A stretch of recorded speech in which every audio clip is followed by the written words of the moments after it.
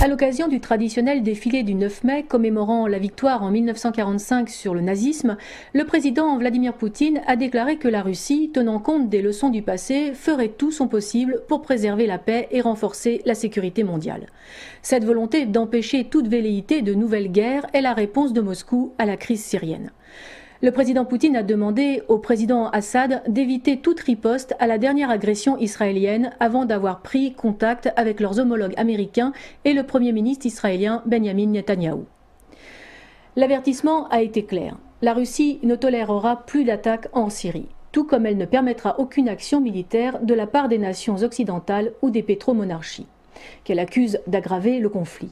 L'opération israélienne s'inscrit dans un contexte tactique défavorable de la rébellion face à l'armée syrienne et concomitante à l'échec d'imputer à l'État syrien l'utilisation de gaz chimique, prétexte à l'invasion militaire du pays. Les révélations de Carla Del Ponte à l'ONU ont au contraire démontré l'implication directe du Qatar dans la fourniture de gaz sarin à des groupes armés par ses soins, leur ordonnant son utilisation sur des civils. Doha allant jusqu'à créer de toutes pièces de faux ordres syriens antidatés, avalisant l'utilisation d'armes chimiques sur la population. La dernière agression israélienne pourrait avoir été commanditée par Washington avant le voyage de John Kerry, chef de la diplomatie américaine, à Moscou pour délivrer un message en lettres de sang par l'intermédiaire de la Russie aux pays soutenant la Syrie, celui de leur non-ingérence dans les conflits actuels comme futurs. Coup de semonce ou coup de bluff? Devant l'échec de la stratégie d'écroulement du régime syrien et face au veto réitéré de l'ONU interdisant toute intervention armée, les États-Unis n'entendent pas abandonner leur véritable objectif, faire passer la Syrie sous leur giron afin d'affaiblir l'Iran, le dernier obstacle régional aux appétits communs des démocraties occidentales et des dictatures pétromonarchiques. Israël et la Syrie s'opposent depuis 63 ans sur la question palestinienne, mais Damas et Tel Aviv étaient parvenus à un certain statu quo, notamment sur le contesté plateau du Golan. L'État hébreu n'a aucun intérêt à ce que la Syrie sombre dans le chaos, comme la Libye ou l'Irak, et il préférerait un changement de régime qui renoncerait à soutenir les mouvements de résistance antisionistes.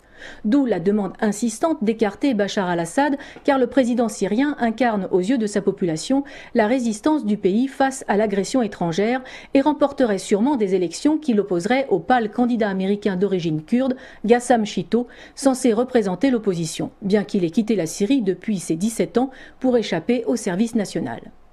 L'attaque israélienne, réalisée avec le soutien implicite des États-Unis, vise donc l'emballement régional du conflit par le truchement des traités d'assistance militaire mutuelle. En effet, si Téhéran, conformément à ses obligations, déclarait la guerre à l'État sioniste, l'Amérique interviendrait aux côtés d'Israël, comme le stipule la résolution 65, votée le 17 avril dernier à Washington, relative au soutien financier et militaire entre les deux États. Pour Moscou, l'agression de la Syrie ne peut au contraire que convaincre l'Iran d'envisager de se doter de l'arme nucléaire pour assurer sa défense. Ainsi, au lieu de privilégier les solutions politiques afin d'apaiser la situation sensible du Moyen-Orient, les États-Unis et Israël, paradoxalement, contribuent au chaos régional, au développement des mouvements de résistance antisionistes et à l'armement de l'Iran. Or, même en cas de dotation de l'arme atomique, Téhéran n'aura jamais une capacité de destruction comparable aux deux puissances nucléaires que sont les USA et Israël. Sa possession, en revanche, justifierait sa mise à l'index, un probable embargo et une intervention militaire. Préventive, bien entendu. Il ne serait même plus nécessaire d'inventer une hypothétique arme de destruction massive pour justifier de son invasion.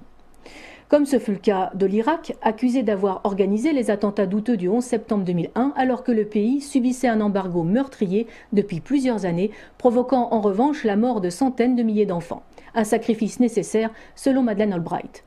Force est de constater que les pays occidentaux, et en particulier les États-Unis, sont loin de chercher des solutions concertées et passent leur temps en jouant aux apprentis sorciers à soutenir d'abord les dictateurs au plus grand mépris des peuples et à déstabiliser le monde, entretenant ainsi un profond sentiment d'injustice dans les pays musulmans.